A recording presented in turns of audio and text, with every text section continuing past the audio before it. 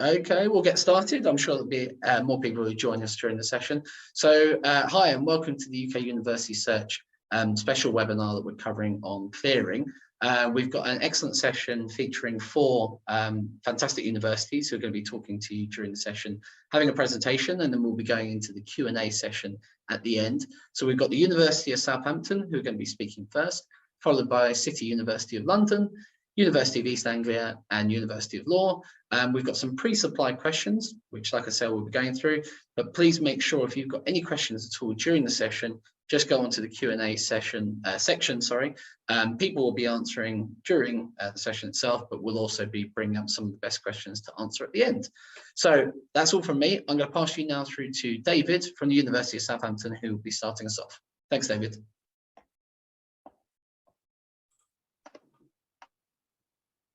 Okay, good afternoon, everyone, and welcome to this webinar. I'm just going to share my screen, and then you should be able to see the slides. So hopefully you can see that there. So I'm going to be talking to you about a little bit about the university, first of all, and then a little bit about the first part of this process as we look at going into the results and clearing week proper. So in terms of the University of Southampton, we are a big university down on the south coast of England in Southampton. We've been around in one form or another for about 159 years, and we are very well regarded and respected in the UK and internationally. So we are currently 14th in the UK. We have students that join us from all over the UK and Europe and internationally as well. Our international students are about over 6,000, but we have loads of students from all over the UK joining us, and we're in the top 100 of universities worldwide, so 77th currently in the QS World Rankings.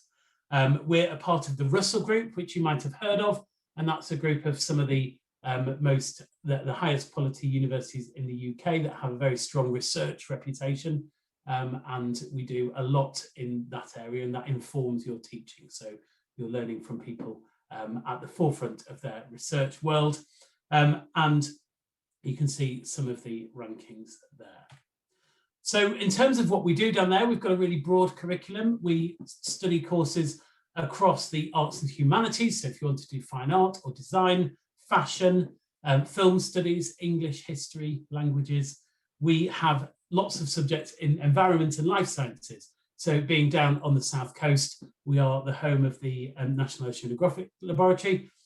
So we do oceanography, marine biology, lots of other biological sciences and health sciences such as nursing. We are very strong in engineering, whether that's aerospace or marine engineering, computer science, chemistry, physics. Of course, in the social sciences, a very popular area, politics, law, business, maths, education, sociology.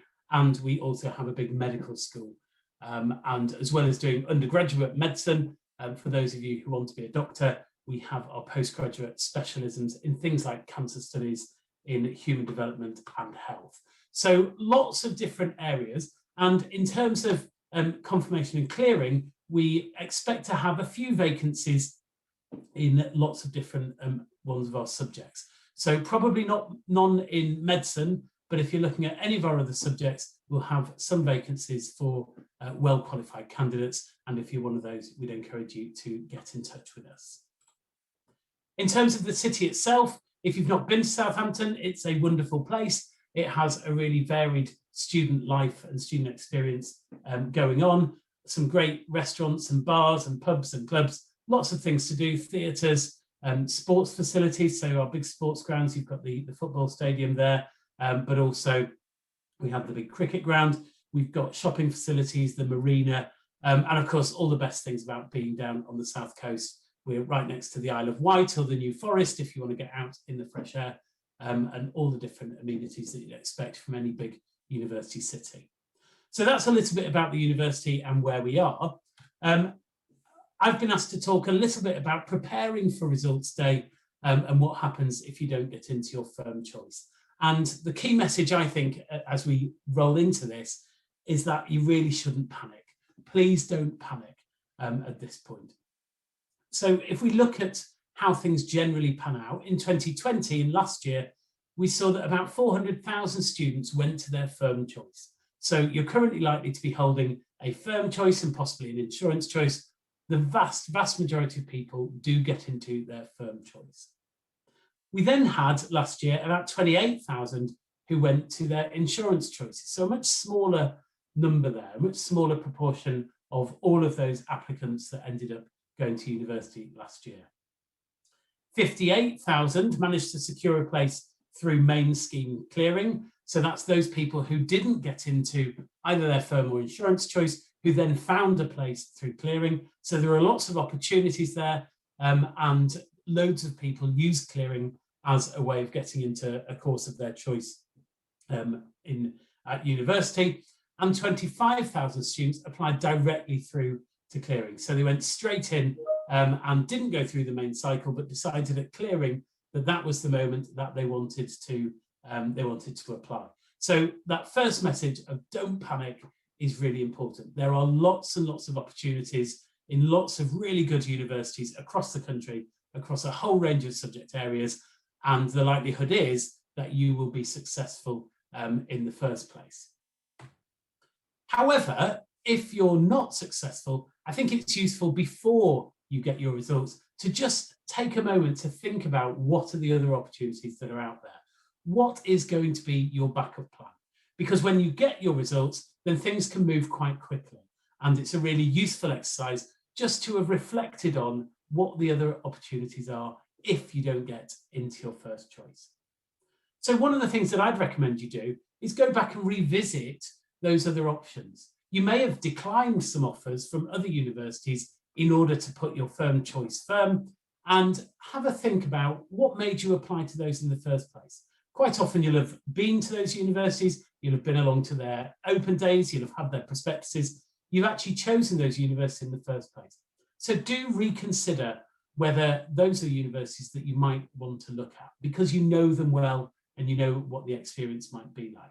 What grades are they looking for? So perhaps go to their website. Some universities will have already published what grades they'll be looking for in the clearing process. So you might have an idea whether they're looking for a little bit less than your firm choice.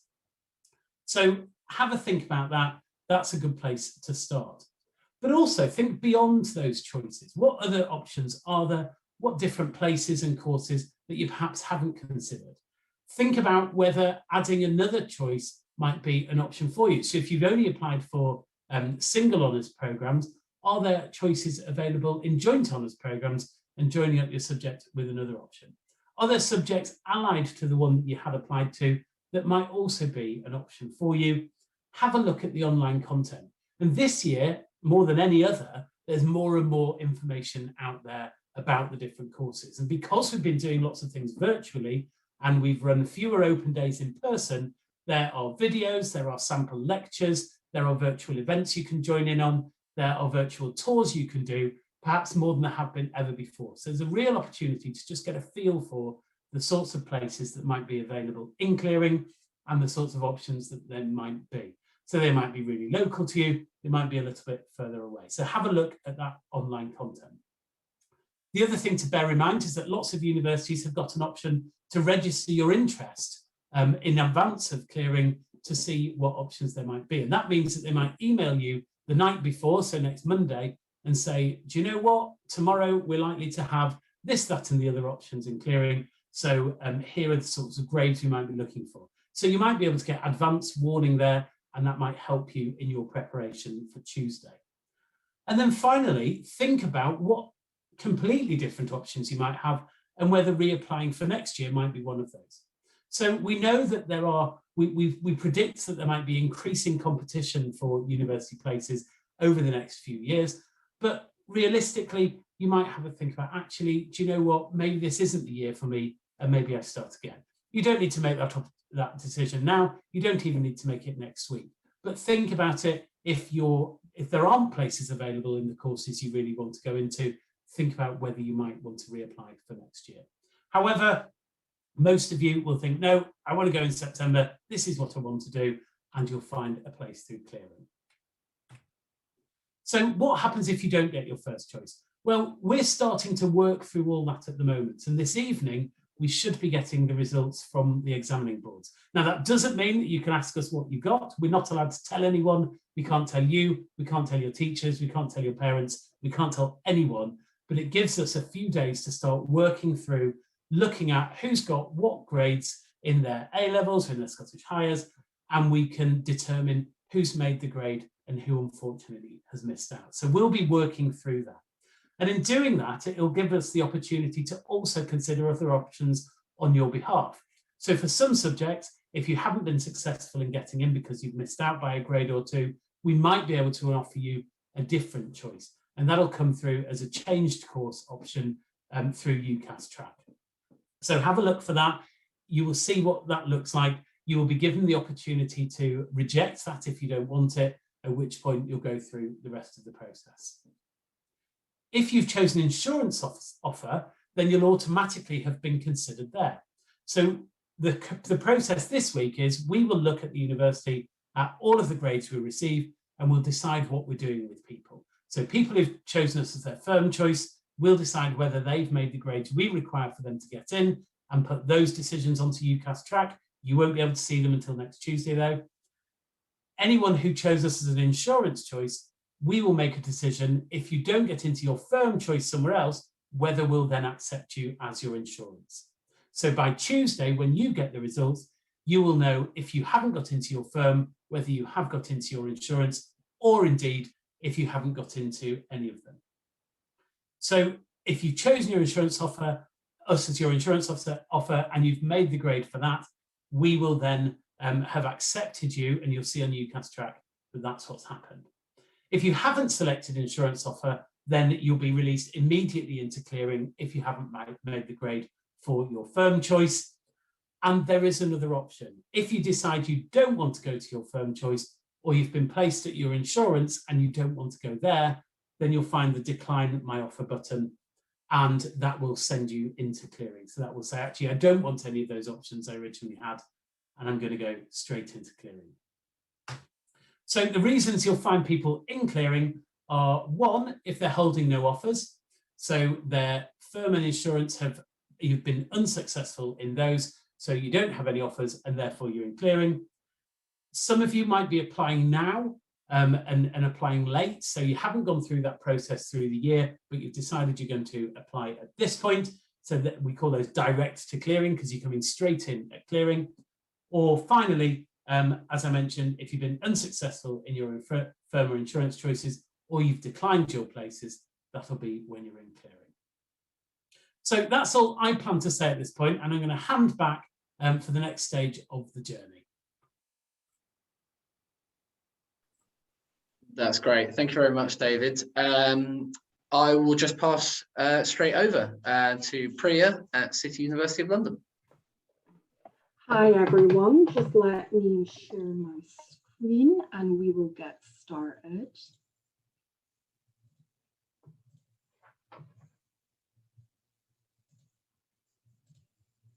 There we go. Hopefully you can all see that. So I'm going to be kind of leaving on from where David took us and talking a bit about clearing on results day, and also what you might see on your UCAS track on results day as well. So we'll just get started. So what exactly happens on results day? So on results day, UCAS track will be updated at 8:30 a.m. As David said, we get your results before. So this means kind of first thing in the morning, we're going to update your track to reflect whether or not you have been accepted into your choices at university. So you'll be able to see on track if you've gotten into your university choice. And this is likely to be before you've actually collected your results from your school or college that you're attending. Now, because of everything that's happened, the way you collect your results might be slightly different. Maybe your school or college are emailing them to you, or maybe you're still going in on campus to collect them. If you are unsure of what the process is at your school or college, please check this information now, just so you're not stressed on the day, because results day can be very stressful anyway. What I would always say is check your UCAS track before you get your results, before you go to collect them, because even if you think your grades might have fallen short of what you need for your university offers, sometimes universities may have still accepted you. And ultimately, if you're applying for university, that is the main thing you want to find out. And it means you're kind of prepared for what you need to do before you collect those results as well. So what are the kinds of things it will say on your UCAS track? Unconditional firm means that university choice has accepted you, you've met the conditions of their offer, and you can start university there. This might be for your firm choice, or if you've fallen short of your firm choice and your insurance has accepted you, this is what it'll look like. Unsuccessful, or you have now entered into clearing, means you've not gained a place at either of these choices and you've been automatically entered into clearing, which basically means that you are able to add a clearing choice now. Conditional firm may still show up, and it's really important that you take note of this, because this means this university choice still requires maybe evidence of your grades or some additional information from you before they can change your offer to unconditional. If you see this after 8:30 a.m., check your emails, check your junk. The university will probably have been in contact with you to tell you exactly what you need. If you haven't received any communication from them, get in contact with them, just so you know as soon as possible. Sometimes they might just want to see evidence of your results. So when you collect them or get them electronically, send them on to them. This doesn't always happen. It's not always going to be the case, but just so you know, there might be a reason why that's not gone to unconditional. So it's a good idea to get in contact with the university directly. So how exactly does clearing work? From last year, it's gone a bit different for a lot of universities, but every university is slightly different. So I've kept this as general as possible because I work for city universities, so we operate in a certain way, but not every university is the same. So I'm trying to show you as many of the different options as what will happen as possible. So universities will list their vacancies once clearing opens on their websites. UCAS also has a lot of up-to-date information about what courses at what universities are available in clearing. So make sure that you research this. If you want to be considered by university in clearing, you can contact them using the contact method that's listed on their website. And this could be a number of things. It could be a hotline phone number, an online chat maybe, or a web form or automated application process. Sometimes it might actually be a combination of these things. So universities might ask you to fill in a web form, and then when you've completed the web form, they might give you a phone number for you to contact a member of staff directly, particularly if they need to talk to you any more about your application. Now, you can contact universities even if you're holding a place elsewhere to see if they'll offer you a place. So if you've gotten into your firm or your insurance choice, but you're actually not sure if you want to go there, you can absolutely contact universities to see if they will offer you a place in clearing. I'd recommend that you do this before you release yourself or decline your place, just because as soon as you decline your place, that university has no obligation to give that offer back to you. So go to universities, see what offers you can get before you make a decision like that. So when you're actually talking to them, when you're filling in the web form, what exactly do you provide? Well, you give your details to universities, such as your personal details, your grades, your UCAS ID number, because then they're able to go in and see all this information on your application form. You can speak to multiple universities at once. So, and get several verbal offers. Now, this is not always necessarily on the phone. They may be via email or on a web form, but they're known as verbal offers. So absolutely talk to a few universities and get a few offers before you make your decision. Once you receive an offer from a university on a course that you want to accept, you can add it into UCAS Track using the Add a Clearing Choice button from 2 p.m. on results day.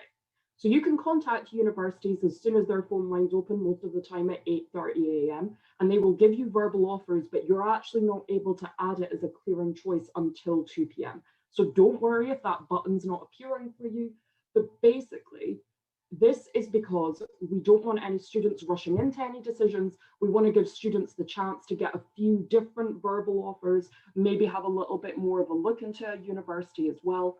And it is important to note it's not the same as when you add choices in the main cycle where you add 5, you can only add 1 when you put in your clearing choice. This button will only be available to you if you have no live offers. So if you're holding an offer elsewhere and are now changing to another university, you'll need to look for the self-release option in UCAS to release into clearing in order to add your clearing choice. So earlier when I was talking about keep your offer, maybe at your firm or insurance whilst you look for other ones, once you've gotten those verbal offers, you will then need to decline your place or release yourself as well. If you have a conditional firm offer from a university, so they're still waiting for some results or for some examples of qualifications, but you've decided you don't want to go there, they may have to release you. So you'll need to phone and talk to them as well. But universities have lots of guidance on this kind of information. So once you've added the choice, the university will double check the grades you told them are your actual grades and check any other eligibility criteria. So you will tell them all this information when you put information in a web form or you talk to them on the phone, but basically the university's qualifications team need to double check that everything you've told them is true. So there is a little bit of a period where they do this as well. If everything goes through okay, your clearing offer will go to unconditional firm on UCAS Track. And if that university needs any other information from you, they will ask you for this.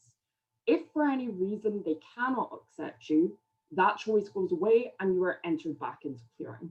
It's really, really important that you give accurate information to the universities to ensure there are no issues.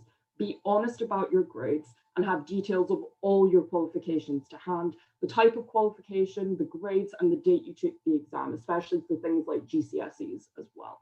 So yeah, make sure that you are honest with what you have achieved because universities will go in and double check this as well. So when you're given a verbal offer, as we said, you can't even enter it till 2 p.m. So normally they give you a time limit of how long you have to add that offer into UCAS Track. It's normally between 24 and 48 hours. It might be slightly longer. If you need an extension for any reason, perhaps you're waiting for a university to release you or something else, speak to the university to see if this is possible. You cannot necessarily bank on the fact that it will definitely be possible. Communication is key in clearing and just being clear with the universities if you need longer. Many universities will run events for clearing students to help you understand more about the university, and these could include campus tours, open days, chats with subject staff, and chats with current students. And these could be in person or virtual. A lot of them, I imagine, will still be running a virtual opportunity for these as well, and it will vary by university. So make sure you go on their websites and look at this.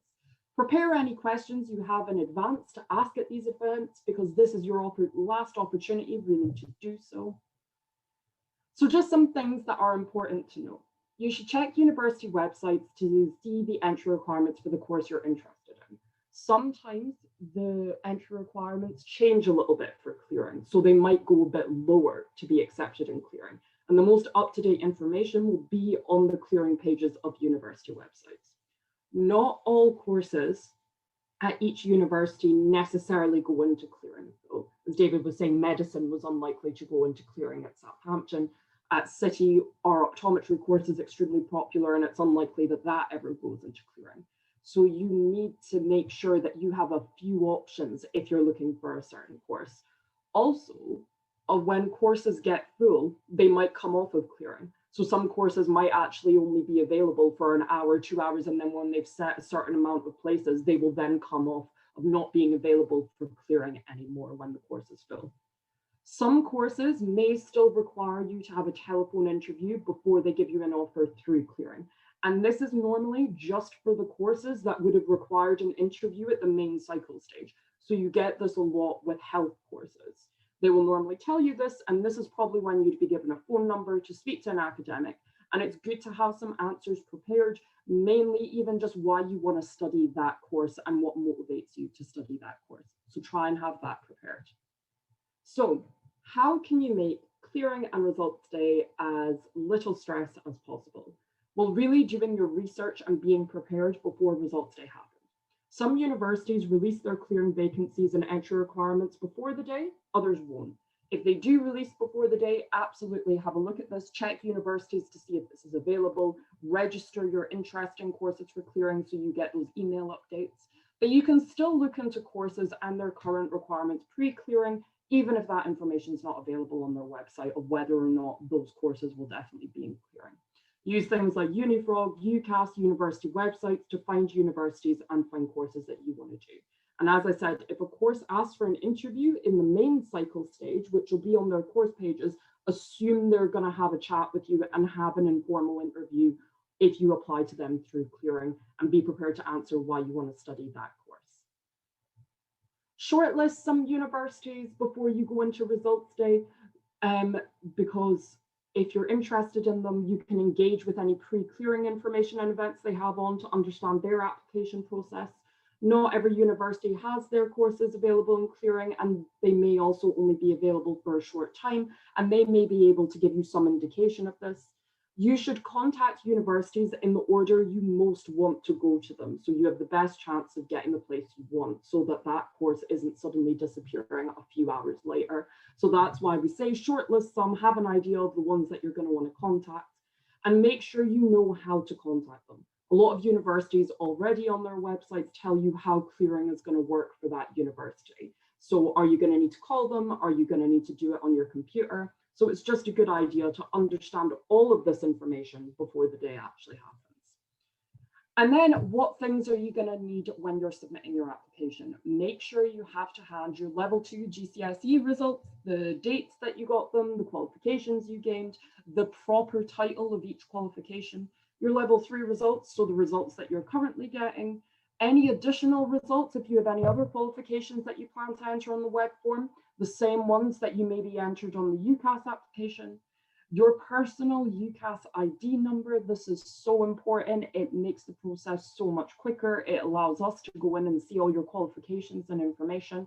And also, it's always a good idea to have your personal statement.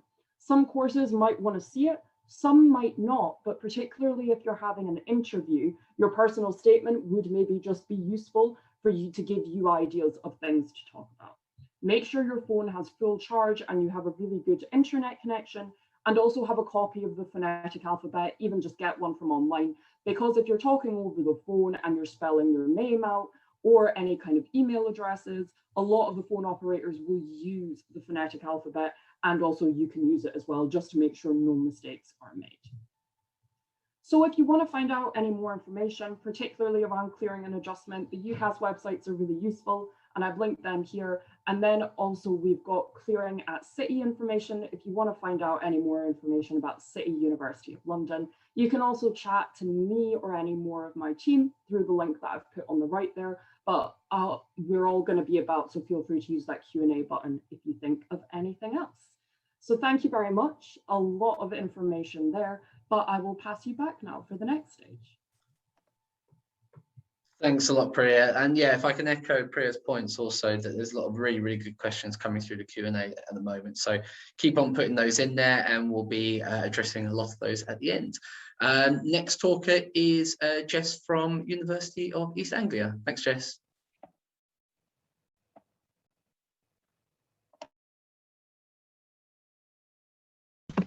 Sorry, my laptop was thinking about whether or not to share my screen there. So hello everybody, my name is Jess. I'm one of the higher education advisors here at the University of East Anglia. I've just shared my screen, so hopefully you are able to see the slides that are on there. And I have just popped on our clearing telephone number just in the bottom right hand corner. So should you need to ring us come results day, that will give you just a little bit more information. So as I've said, my name is Jess and I'm going to talk in this section of the presentation about your grades. Obviously, we've heard about grades going through and how they take place and the importance of them within the application process and within the clearing process. But I'm going to talk to you and give a little bit more context about the grades, how they're calculated and how we use them come results day from the multitude of different ways of doing it. Okay, before we do get started, I'm just going to say that I just want to give a quick introduction to UEA. So UEA is based, I say UEA, it's the University of East Anglia, but we generally tend to find that UEA is a little bit easier to say. We're based just outside the city centre of Norwich, where the green glint is on the right-hand side of the screen. And we are particularly proud of the achievements that you can see on the left-hand side, particularly our TEF Gold ranking, the fact that we're a UK top 25 university and a world top 200 with a focus on research. So as David mentioned earlier with the Russell Group, although we're not part of the Russell Group, we do have a focus on research as part of our research and teaching. We are a campus-based university, so pretty much everything that you see here is the University of East Anglia. We're about 300 acres, so all your lecture theatres, seminar rooms, academic offices, 4,300 bedrooms, all your social and sports facilities are all based on the one campus. And if you want to go into the city centre of Norwich, it's about a 40-minute walk, a 20-minute cycle, or a 20-minute bus ride. And we generally offer about 200 degree programmes across the faculties of Arts and Humanities, Medicine and Health, Sciences and Social Sciences. Now, as has been previously mentioned, not all of our courses will enter into clearing, particularly things like medicine and some of our health sciences courses, but we will have a number of courses available in clearing that you may be able to see here. And obviously this is not a complete list of our courses. These are just some of the general areas that we do have. Okay, so that's enough of an introduction about UEA. I'm going to talk to you about what I said I was going to do, which is the grade side of things. So, and I've seen this question already posted in the chat section, but I know that this is incredibly important because this is a question that comes up time and time again come results day. What can I do if I'm unhappy with my grades? This is particularly those students who will be getting their grades for the first time this this results day.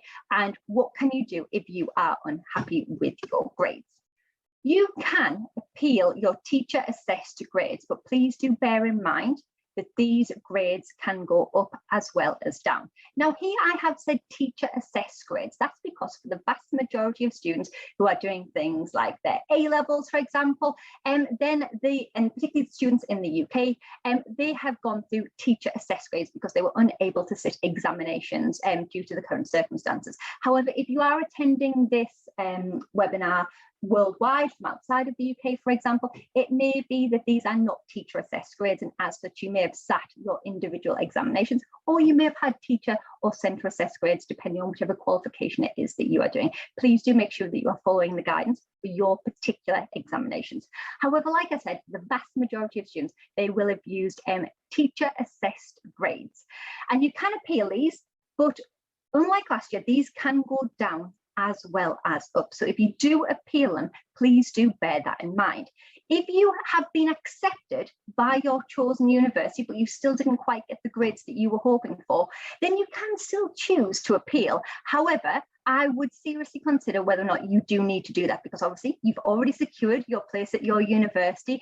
And actually, if you did appeal them, would that grade go down and mean that you missed your offer for the university that you've already been accepted to?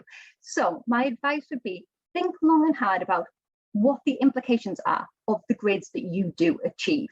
Do they already get you into the university, whether or not that's your firm, your insurance, or a clearing choice? Do they allow you to get into that chosen university? If so, great. If you would like to, if you're not happy with them and they haven't allowed you to get into that situation, then as such you can choose to appeal them. And we do suggest that you request a priority remark. It may be called different things for different examination bodies, and within that you can ask to be remarked, and your school, your assessment centre will be able to help you go through that process. At UEA, the deadline for the receipt of the remarked grades is the 7th of September, which does mean that if you were, for example, firm with UEA, but you were rejected because your initial grades didn't meet your offer, however, you've appealed them, your grades have gone up, you now meet the conditions of your original offer by the 7th of September, we guarantee to accept you and to offer you accommodation if you applied for it by the deadline, because we do guarantee firm and insurance choice students accommodation if they've applied by the 31st of July deadline. So if that was the situation for you, we would obviously take you as part of the remark. Please do speak to your chosen universities. They may have different deadlines. It's normally around the 7th of September, but they may have ever so slightly different deadlines, okay? And please do bear in mind, you do also have to pay for a remark. Had a look on AQA earlier and theirs was just about £51. So it can be a little bit expensive to ask for a remark.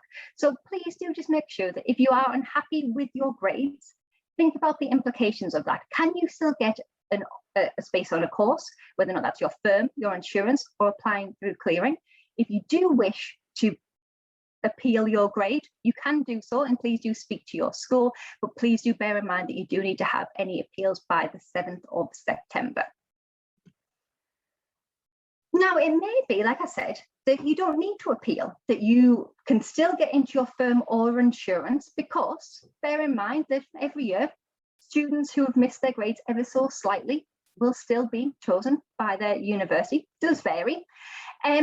But it may be that you think, actually, I may wish to resit. I'm actually thinking of, instead of applying through clearing, I would like to resit. I'm going to take an additional year. I may sit in the autumn exam fees. I may take an additional year, resit my qualification, and see if I get additional or better grades next year. If you are desperate to go to a particular university, you may be prepared to wait and resit your qualification. However, please do bear in mind, just because a university offered you a place this year based on your predicted grades, does not necessarily mean that they will offer you a guaranteed place next year with the same application. So please do bear that in mind. If you don't have your heart set on a particular course at a particular university, then I do think that you need to be aware that clearing has so many fantastic options. And as you saw from David's presentation, every year, tens of thousands of students will go to university via clearing, okay? And come results day, it's always very stressful. It's stressful trying to wait to see what grades you got. It's stressful reading your grades, and it's particularly stressful if perhaps your grades weren't the grades that you were hoping for. However, like I said, tens of thousands of students every year will go through clearing, and 2 years down the line, 3 years down the line, after you've done your research in clearing, you've taken Priya's advice, you've done a lot of the research, you've accepted a place in clearing. 2 years down the line, you may look back on your choice and think, whatever did I worry about? I absolutely love my course that I applied for during clearing. I absolutely love the university that I went to that I hadn't initially thought of. So please do bear in mind that clearing does have a lot of choice. So you do have the option to appeal your grades. You do have the option to resit your qualification if that's what you choose to do. But one of the other things that you may wish to think about is whether or not a foundation year is something you would like to think about. So a foundation year is what we would call year zero before you go into the first year of a traditional 3-year degree program, for example. And this is a bridge year. It is a fantastic year where you can really develop the skills, but also the knowledge that's necessary for your particular course. However, some of the benefits of a foundation year is that perhaps if you did a humanities foundation year with UEA, that would allow you to go into history or English or philosophy, for example, or to combine a couple of those subjects to joint honours degrees. Sometimes there can be a level of flexibility within foundation years. The best thing is that if you are getting your funding from Student Finance England, for example, if they're integrated foundation years, they're funded exactly the same, and it does allow you to start your university experience, career, straight away after results day within the following months. So please do also think about foundation years as an option, and please do bear in mind that sometimes universities that you've applied to for your firm and your student's choice, if you've missed the grades, they may offer you a foundation year as a change of course offer. So bear that in mind as well, but you can also apply for them through clearing as well. So hopefully that's given you a little bit of an idea about whether or not you can appeal your grades and the process regarding that.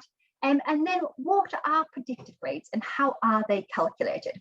Because predicted grades are something you've heard of throughout the application process, and they're actually used quite early on in the application process. So when you're filling in your UCAS form, your teachers will put in what your predicted grades are. So what grades they think that you are likely to achieve based on the work that you've been doing so far.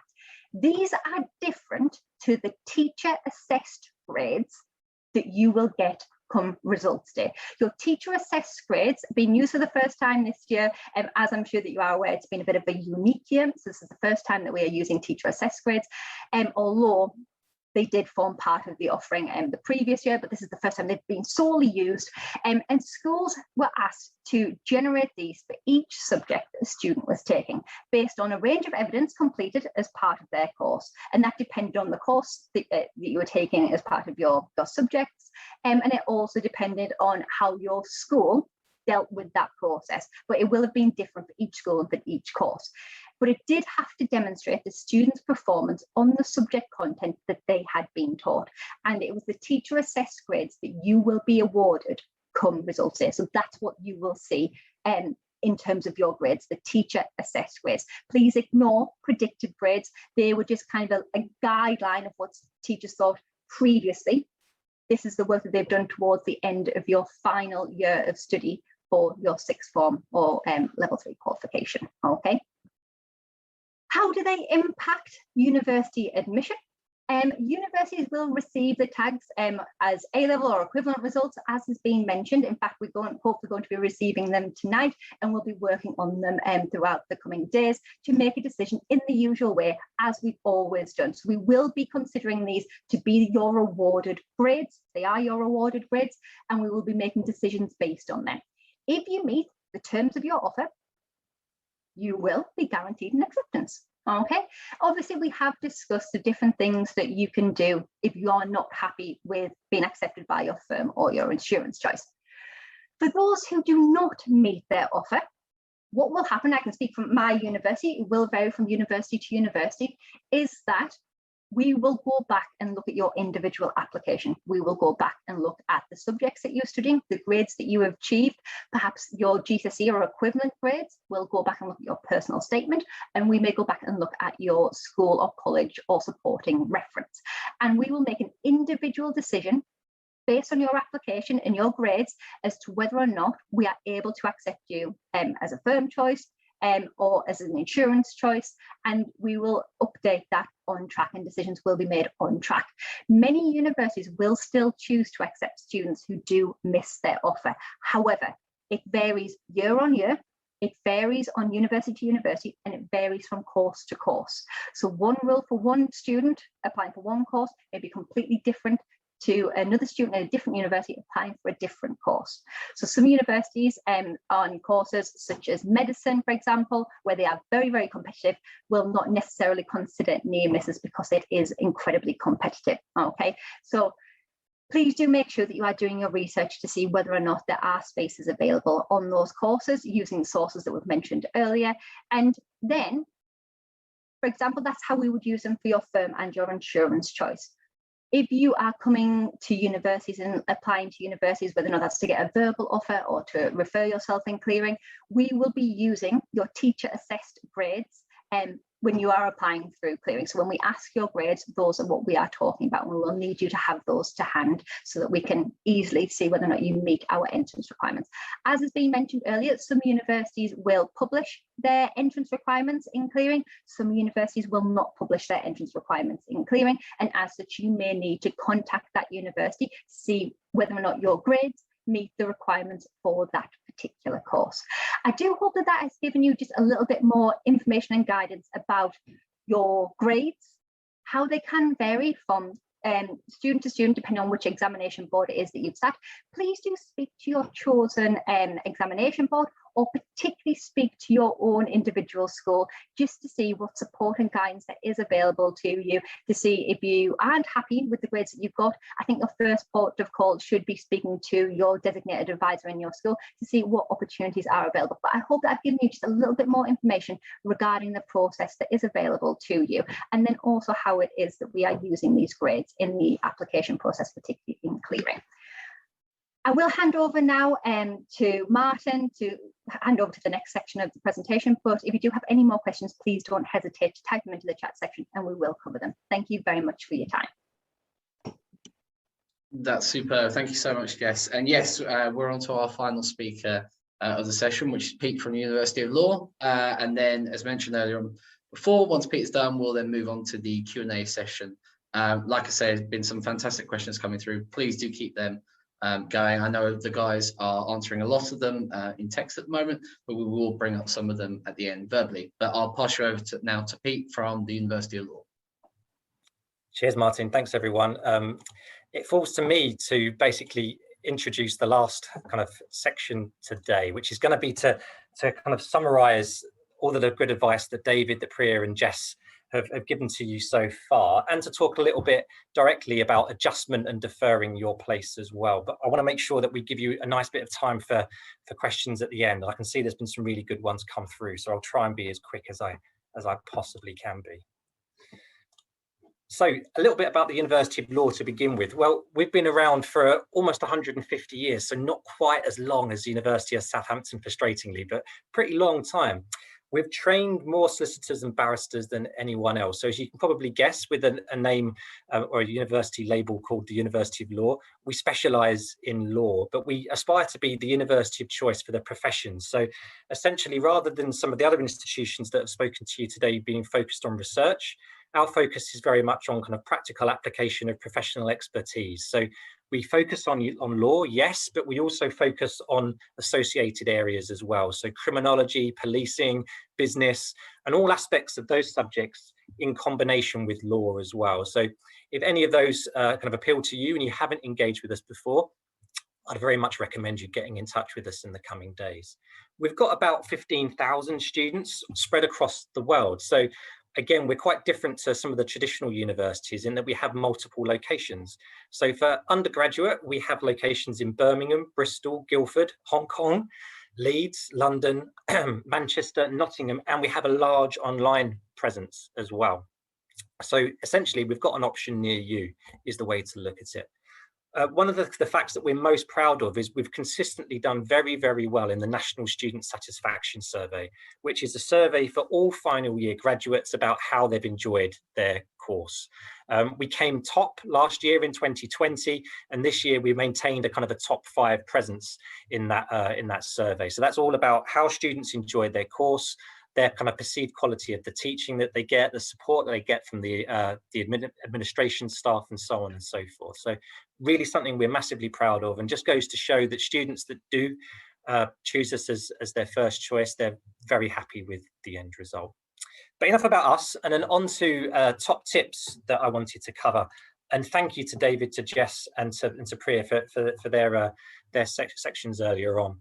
I think one of the core things that I took, especially from Priya's presentation, is about starting now.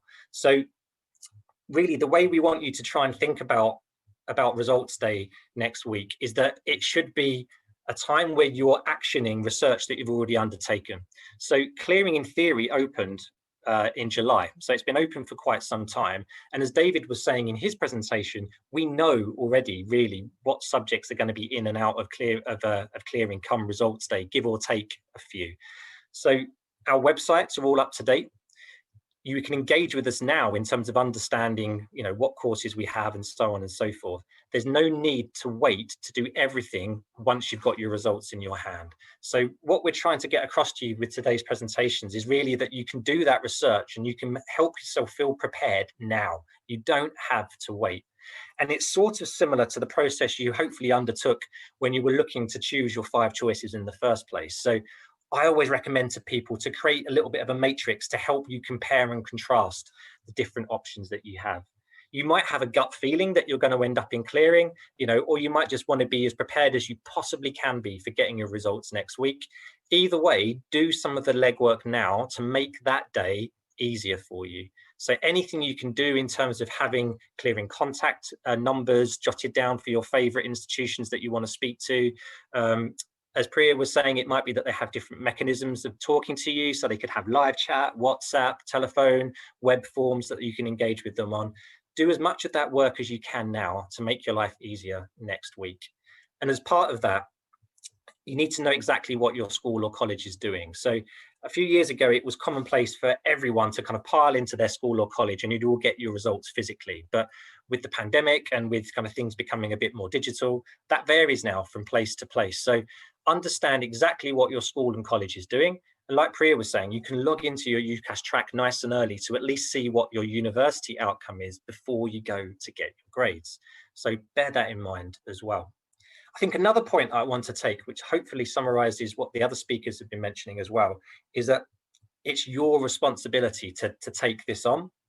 So if you're contacting institutions, we don't want to speak with your mum or your dad. We don't want to speak with your teacher. In fact, we won't speak with them unless you've given us kind of explicit kind of permission to do so. We want to speak with you. So you need to take responsibility for all of this. You need to do the research. You need to get on the phone or on the live chat or on the WhatsApp and engage with these institutions. So the more research you've done, the more in control you feel of that process, the better prepared you're going to be should you need to take any actions next Tuesday when A-levels and BTECs, etc. are released to you. And as part of that, you need to know your timing. So again, our previous speakers highlighted the kind of the various timings in play. You will only realistically be able to engage with universities on A-level results day from 8:30. That's when the embargo is lifted. So that's when we can realistically speak to you about what the options are in terms of, you know, the grades that you've got, etc., etc., etc. So before then, on that day, there's not much point trying to get in touch with us at 7 o'clock in the morning, 7:30, etc. 8:30 is that key time. And you can only add a clearing choice from 2 o'clock, which I think was in Priya's conversation, and that's deliberate. And the reason it's deliberate is because UCAS and the sector as a whole want to give you time to go get your results, to take it in, to have a think about what you want to do that you haven't done before, and to phone around, to shop about and try and make an informed choice. And that brings me on to one of the points that I think was in Priya's presentation as well, about the timeframes that universities might put on their offers to you. So clearing is kind of first come, first served type thing, but you shouldn't feel as though you're being time pressured into making a decision before you're ready. So if you speak to somebody from university and they say to you, we need to know by the end of today whether or not you're going to kind of add us as your clearing choice, you can kind of take that with a pinch of salt, is what I would say. Yes, they may well remove your offer from that point onwards, but equally, universities want to try and fill up their places as quickly as possible. So whatever you do, don't start making decisions for your future based on a university trying to push you in a particular direction. You decide at a time that's right for you. You need to do it quickly, absolutely yes, but don't go and make the wrong decision just because you feel like you need to make some decision in that time frame that's being explained to you. Some of the guys earlier were talking about using self-release and decline my place if you want to change your course. Now, sometimes if you've got your first choice institution, but maybe your choice of course has changed, you can kind of amend that with the institution without having to come out of the UCAS process and go back in again. So I think the first thing we would always say is communicate with your institution, and they will suggest to you the best way of making that change, with you having to do as few steps as possible. So I think one of the key terms really is communication, and you need to be in decent communication with your first choice provider or any provider you want to speak to throughout this process. And my last point in terms of top tips is, once you've gone through results, once you've kind of found your place in clearing, if you need to find one, it's important that you don't then just down tools and do nothing for the next couple of months. It's important then that you stay switched on, you're engaged with the communications that come from your university, because that's going to be all about getting you up to speed and ready for enrollment and induction onto your course. You'll start getting information about Freshers Week and stuff like that. And clearly at the moment, with things that are going on in the world, it's going to be even more important that you feel kind of safe and well informed about what your experience is going to look like. So do keep switched on. You'll probably be able to start engaging with your classmates and things as well. A lot of universities do that kind of stuff now. So use that time well to prepare yourself for your next step, would be my top tip there.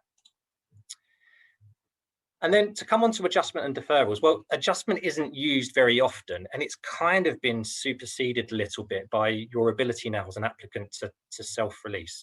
But effectively what it means is that if you meet or exceed the condition of your offer, you have a window of time where you can trade up, and effectively you can go looking for another institution that has an entry requirement similar, for example, to the grade you actually got, as opposed to the ones you were thinking you were going to get.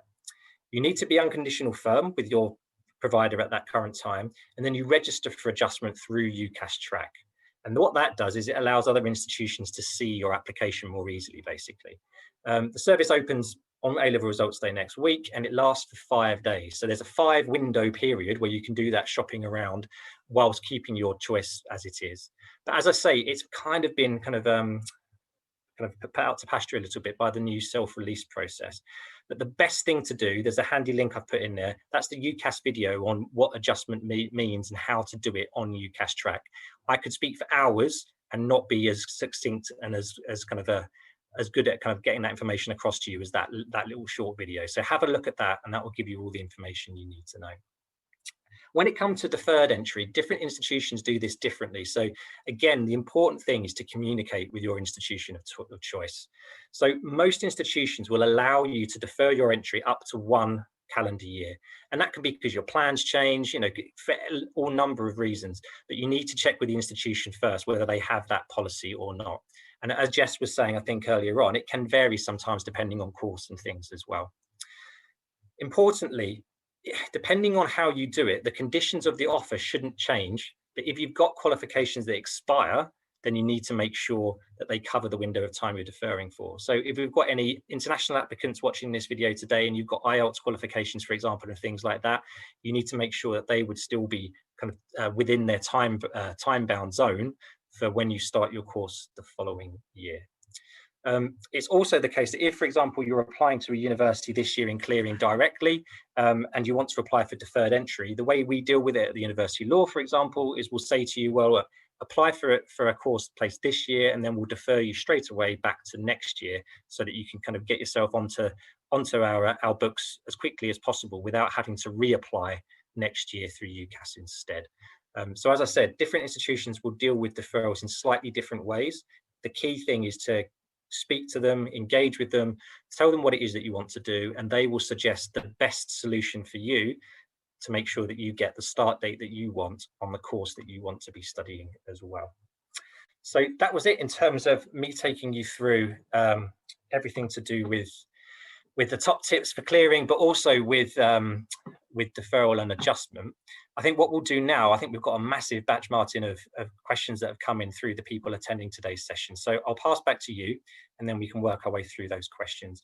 Last thing to say from me, I guess, is good luck next week, everybody. I hope you get the results that you've been working so hard for. And I think as a sector, we're incredibly proud and incredibly amazed with the resilience of all of you guys who've been through so much in your kind of level 3 studies. So a big well done from us. And yeah, we hope you get the results that you want next week. Many thanks, Pete. That was a great presentation. And yes, certainly there's been a lot of fantastic questions that have come through. So we're going to go through them, and we're going to do it in the order that the presenter spoke earlier. So first question, which is going to be for David at University of Southampton. Are there any universities that don't offer clearing opportunities? And does the process differ for Russell Group universities? Okay, what a great question. I think that there are always universities that don't have any clearing opportunities. They're usually the ones that have the most competition for their places. So Oxford and Cambridge very rarely have places available, for example. But in every university, it will depend on the amount of the number of applications that have been received, the number of people that put themselves as a firm choice. And lots of the questions in the chat that have been submitted are about, when do we have spaces? And so just very quickly, you will be aware that we have lots of people applying, far more than we have places. We then decide of those who we're going to make an offer to. They then decide whether they're going to accept our offer.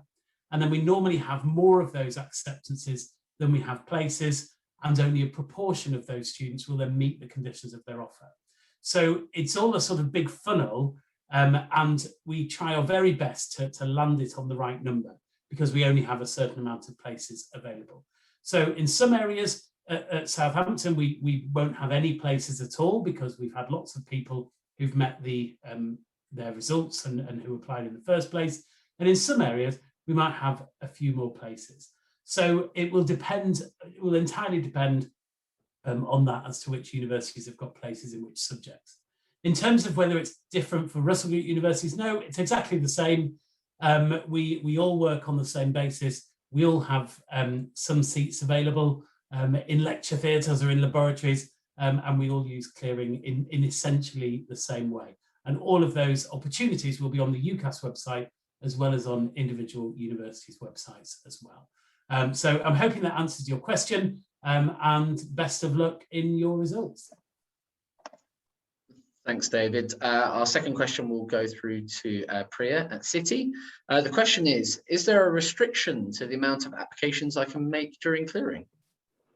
Okay, no, there's not. You can phone, fill in web forms for as many universities you want to in clearing, collect as many verbal offers as you would like, but you can only add one clearing choice. So you can absolutely get verbal offers from as many universities as you can bear to contact or you would like to go to, but you can only add one option in. So quite a simple answer to that question. Absolutely apply for as many as you would like, as long as they're offering what you'd like, and then just add the one that you are comfortable to take. The only tip I would give you on that, especially if you're talking to them throughout the day, if they give you time limits on your offers, make a note of all of them.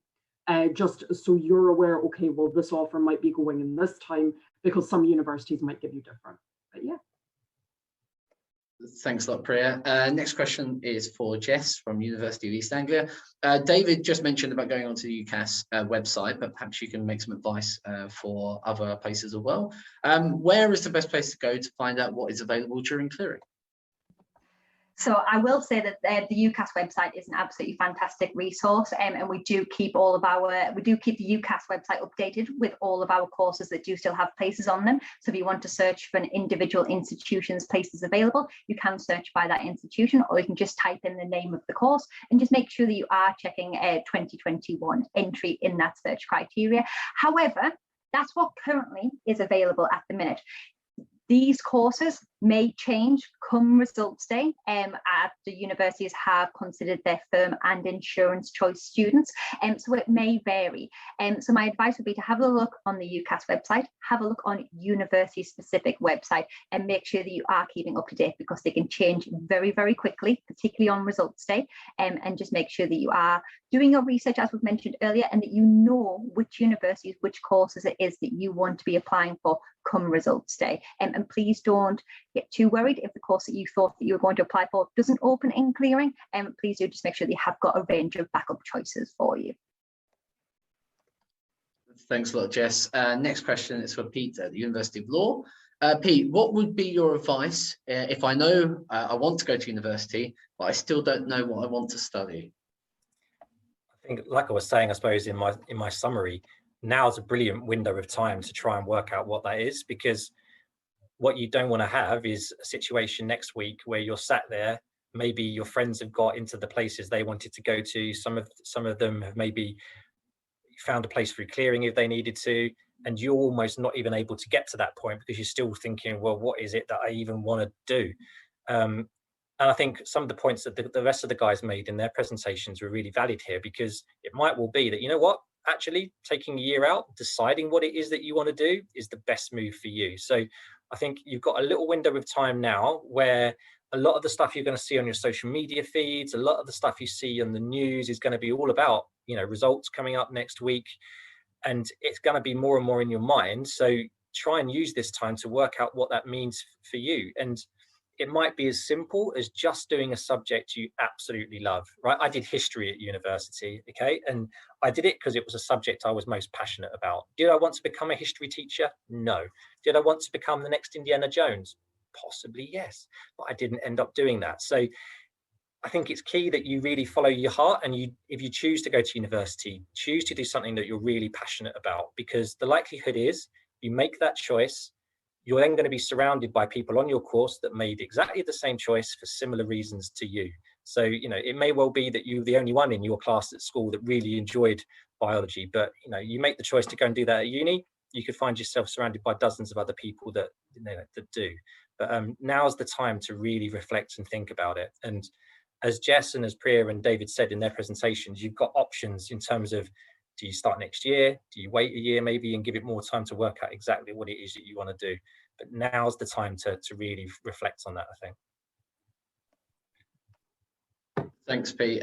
So next question, I do apologise to the speakers if we end up covering a couple of the questions from your presentation, but I think it's all good things to be going through a second time. So I'm going to pass back over then to David for this question. Do universities lower their normal entry requirements for clearing students? Okay, I think it all depends on what students get. So we don't know what the results of all of the students in the country are going to be. But if we are struggling to fill our places, if there aren't enough students, for example, with those highest grades that we have initially asked for, then we do usually drop a grade or two in clearing for students who are applying at clearing. But again, it will depend on what you and your students have done. And as Pete says, you've done amazing things over the last couple of years of disruption in getting the very best grades you can. There is a so last year we saw that students generally did better overall because of the centre assessed grades and other ups and downs in the marking processes last year. We don't quite know if that's going to happen this year. I'd expect to see at least a similar level to last year. So it will depend. But quite often you'll see that universities are asking for a little bit lower than their normal published entry requirements in clearing. So yes, you're right in that. Thanks a lot, David. Question now for Priya. I'm going to slightly paraphrase the question that came through. If you don't get your results from your firm choice, but meet your insurance choice, but later upon an appeal, you actually do meet your firm choice results, will you still get a place at your firm choice option? So this is another point where communication is everything. Jess kind of spoke quite a bit about appeals, but if you are planning on making an appeal based on the grades you have, tell the university your firm choice straight away that that's what you're doing. There is no guarantee that they're going to hold that place for you. So unfortunately, it depends on the university, it depends on the course. But if you tell them as early as possible, they are probably more likely to hold the place because they know what you're doing. They know that you're going through an appeal, and they will tell you whether or not they can hold the place for you, dependent on that grade. So another point where communication is absolutely clear. Unfortunately, I can't give a definite answer for every university on that one because there isn't a definite answer out there, but you'll be able to get one if you contact the university and let them know about your situation as well. For the appeal to even go through, you need to do this with your school and college, so they will also be able to give you advice, and they might be able to also supply the university with any information that you're also supplying to the exam board as well. That's great. Thanks a lot, Priya. Next question over to Jess. Why do most colleges ask you to take up student loans before a confirmed university decision?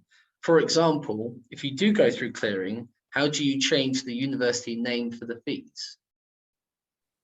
That is a great question. And the reason that we generally ask you to suggest the university that you are thinking about going to, which is normally your firm choice of university, is because the student finance process takes many months. As I'm sure that you are aware, there are thousands, tens of thousands of students every year applying for their new loans in the UK, and there are tens of thousands of students applying for their second, third, fourth and fifth year loans each year. And as such, it takes a long time to go through that process. So we always say that when you're filling in your student finance form, you should say the university that you think that you are going to go to, so you can be assessed. All of the process can go behind the scenes, and then come results day, if you decide to go to your insurance choice, if you decide to go to a university in clearing, it's actually quite a simple process. All you need to do is contact Student Finance England and let them know that you are changing universities, and they will just change it on the form. And then that just means that all the assessment is still going on behind the scenes, but the money for perhaps your tuition fee loan, for example, is just going to go to a different university. So that's why we asked for it before you have actually been confirmed, and then that's what you can do come results day. Bear in mind that there may be a lot of students contacting Student Finance England, but as long as you do it in the days and weeks after results day, then normally there shouldn't be an issue. We can always speak to Student Finance England for any guidance. I hope that helps. Thanks a lot, Jess. Question now for Pete. What happens if you get accepted by your firm choice, but you realise on the day that you don't want to go there anymore or do that course? What would you do? I think firstly I'd sit down and then reflect on it a little bit. So I mean, it does happen, and sometimes it's just that kind of the emotion of the day that kind of pushes you to making that choice. So I mean, effectively, it's up to you. So I mean, it might be that if, for example, the institution is right but the course is wrong, that you can engage with that institution and say, actually, you know what, I was thinking I wanted to do criminology and sociology. Actually, I just want to do straight sociology, or I want to do something different. And they might be able to move you straight across. And actually, that's relatively simple for them to do and kind of hassle-free for you. It could well be that actually the place that you wanted to study at isn't the place you wanted to study at anymore. And for example, within a multiple location institution like ourselves, we could just move you from one campus to another. Or it might be that actually, as you were saying, Martin, everything is wrong in your eyes. So you don't want to go to the location you wanted to go to initially, and you don't want to do that course anymore. And in reality, in that instance, you're going to be using that kind of that self-release option to get yourself into clearing so that you can then go and find something else. But only do that if you're 100% sure that's what it is you want to do, because you're putting yourself back to square one effectively. But if you are doing that, and if you're feeling as though that might be the case, I would kind of suggest you kind of go back and reflect on that now, to try and give yourself a head start. So if you've got an inkling that you're still not 100% set on where you want to go and what you want to do, use the time now to kind of get prepared. And if come next Tuesday you sit there and you think, no, I definitely don't want to do this, at least you've given yourself a head start to then choose something different, whether that's within higher education, whether it's an apprenticeship, whether it's doing, going straight into work, taking a bit of time for yourself, whatever it might be. At least you've kind of got to that decision, having done some research in advance, and you can reflect on it between now and then, and even beyond next week as well. Clearing doesn't shut next Tuesday, it goes on. It's just the options available to you will change, as Jess was very eloquently saying just now. Thanks a lot, Pete. I think we'll have either one or two more rounds of questions, depending on the length of the answers, but we'll go that round to David. And actually, this is a question which was asked quite a number of times. If I apply through clearing, do I need to submit another personal statement? So it depends on the university you've applied to, but clearing works a bit differently. It's like a sped up version of applications, and quite often universities are happy to look at the grades that you've achieved and use that as the basis for making you an offer or not. When you do refer yourself, we'll be able to see all that information. And if universities do require a personal statement to be submitted in advance of making you an offer or deciding whether you've got an offer or not, then they will make that very clear to you. But most often, they will just go on your achieved grades. Thank you, David. Next question for Priya. Can you still apply for scholarships even if you go through clearing or adjustment? So I apologize as well, because I know a lot of the answers we're having to give you is it depends for each university, but it really does. A lot of universities will still potentially have scholarships and bursaries available. You can check that information on their websites if you go onto funding your degree or finances, fees and funding, all these kind of different titles that they have on websites. So it could still be an option, but some of them might have already been awarded to students that have decided to go and study there, that applied in the main cycle. Similarly to what David was saying about it depends how many seats are left, how many people have decided to go to uni there that have applied in the main cycle. These same things can happen to scholarships. If people have been promised scholarships, if they come and study there, the universities need to see what kind of funding is available for that. This is another good thing to research, especially if that's going to really affect your decision whether or not you go to a university. This is a good thing to be researching in this week now. It's also a really good thing to ask about at any virtual open days or clearing information days as well. Thank you, Priya. Next question for Jess. If you receive an unconditional offer, does that mean you already have an offer or place at the university? So is that at the minute that they are currently holding an unconditional offer? If that's my understanding of the question, I believe, and then yes, that should be absolutely fine. Obviously, there may be some conditions to your unconditional offer, but if you do have an unconditional offer, then likely it is that you will hold a place at that university and you can make your preparations moving forward.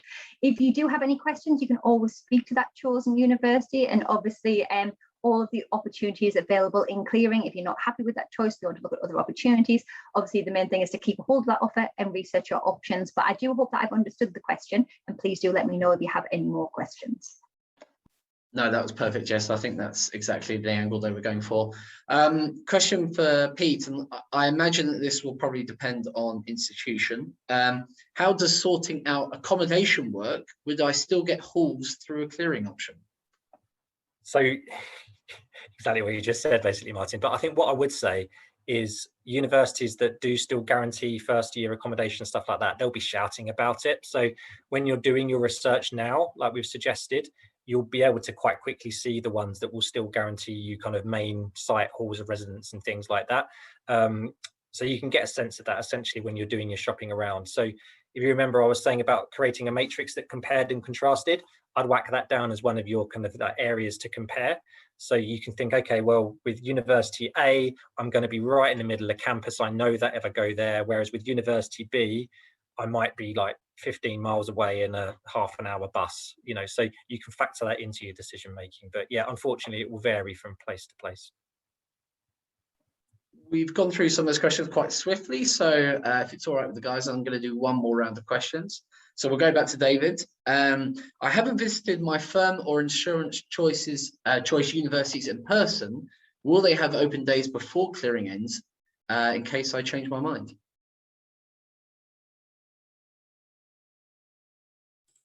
I feel like I'm playing Russian roulette, and the more questions we get, the more chances that one I can't answer. In terms of visiting, I think we know that lots of students are going to be in this position, and most universities will offer some sort of opportunity to visit the campus. We're doing some campus tours that are going on through the week. So I think we're running them on Wednesday, Thursday, Saturday, or Wednesday, Friday, Saturday next week. And you'll find out those if you are successful in getting an offer from Southampton. But all universities will do something like that. It might be virtual, it might be in real life, it might be a question and answer session. All of our successful applicants through clearing at Southampton will get a telephone call from one of our academic colleagues. So you'll be able to ask them about what the course is like, what the content is, what topics we do, what modules you can choose, study abroad opportunities, all those sorts of things will be in that conversation. So do take those conversations seriously and ask all of those questions that you're storing up. But most universities also offer an open campus, and you know they're open public spaces. So even if they don't have something organised, then usually you can pop down and have a wander around, certainly the outside of lots of buildings, and that should give you a view as to what the university might be like to study at.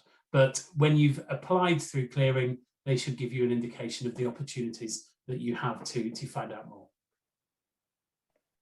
Thank you, David. Next question for Priya. What are my resit options at this point? Sorry, can you just repeat the question? Yeah, the question was, what are my resit options? Resit options. So that really depends on the reason why you think you haven't gotten the grades that you want. You can resit things in autumn, depending. You need your school or college's support on that as well. Something to note with resits: if you are resitting because you are not happy with a grade, it will be then taken as your second time doing a course. If you have a valid reason for resitting, perhaps you were ill or for some reason discriminated against and your school or college have been able to prove that, or grades have gone wrong, then it might be taken as your first trial. It's important to look at universities, because some universities might say if you're taking this a second time, we expect you to achieve a higher grade. So just be aware of that, have a communication with your school or college about that as well, because they'll be able to give you the most information about the best way to go about it and whether or not it is actually worthwhile you resitting your grade. Perfect, thanks Priya. Question now through to Jess. This will be our penultimate question. What sort of questions do unis ask during the phone call in clearing? That is a great question. So obviously it depends on the phone call that you're referencing. So first of all, it may be that you're talking about the initial phone call that you have when you ring a university and they're going through the process. So some of the things that they will ask for are, what grades did you get? And they'll ask them, which subjects did you get those grades in? Or it may be that they are going to ask for the number of UCAS points, and they will likely ask what type of GCSEs that you got, particularly in things like English, maths and sciences, but it will vary from university to university. Once they have looked at your grades and see whether or not you meet the entrance criteria for that particular course, if they are able to make you a verbal offer, then they will likely ask you for some additional details. As pre-mentioned earlier, things like your UCAS number, they'll ask for your telephone number, your email address, and they'll also provide you with just a little bit more information regarding that. And then they'll walk you through the whole process. But it is really important that you do have your telephone number, your telephone is charged, you have your email address, and please do make sure that you're also checking your junk email, and that you have your grades and the subjects in them. And please do be clear, as we mentioned, the phonetic alphabet is absolutely fantastic for saying B instead of D, for example, so Bravo instead of Delta, and it is just about being clear for that. However, as we have mentioned, there may be the opportunity for a second phone call, which may be that I know at UEA we do have an academic who will ring you and discuss the course with you, because it may be a course that you've never explored before and you may wish to ask some questions. Or it may be that you need to be interviewed as part of that. And as such, that will also likely be a telephone interview where they will ask you some questions about your suitability for the course, why you want to apply for it, and your skills and experiences. But it will vary from university to university. So hopefully I've covered some of the main telephone conversations that you may have during the clearing process and some of the information that you will need to prepare. Thanks a lot, Jess. And on to our final question for Pete. Is it too late to give my parents nominated access to my UCAS account? What a corker. I believe that you still can. So I would make sure that you phone the UCAS kind of student-focused team to do anything like that sooner rather than later. They do man up, or resource up, sorry, this time of year, because they are expecting obviously a lot of people to be kind of coming their way next week. So I suggest if you are thinking of doing anything like that, do it now, so that again, when you do get your results, it's one less thing to tick off. If any of the other attendees think differently to the way I've answered that question, obviously now is your time to say, but I believe you've still got the opportunity to do that now. I'll see if anyone wants to add anything, but I'm not seeing anyone unmute. So I think that'll be the end of our session. Well, thank you so much to everyone who's joined us. I'm sure you'll join me in thanking David from the University of Southampton, Priya from City University of London, Jess from the University of East Anglia, and Pete from the University of Law. I've had a few questions come through asking about this recording. You'll be able to view it on our YouTube page, which is just UK University Search, but we'll also be putting it on our website, studentstream.co.uk. So that's studentstream.co.uk, and you'll be able to find that on the YouTube page and on that website tomorrow. So thanks again for joining us. Thanks for all of the great questions that you've asked. I hope we'll be able to answer a lot of them during the session, and you'll be a lot more knowledgeable about the clearing process now following the session. So thanks again, take care, and have a good afternoon.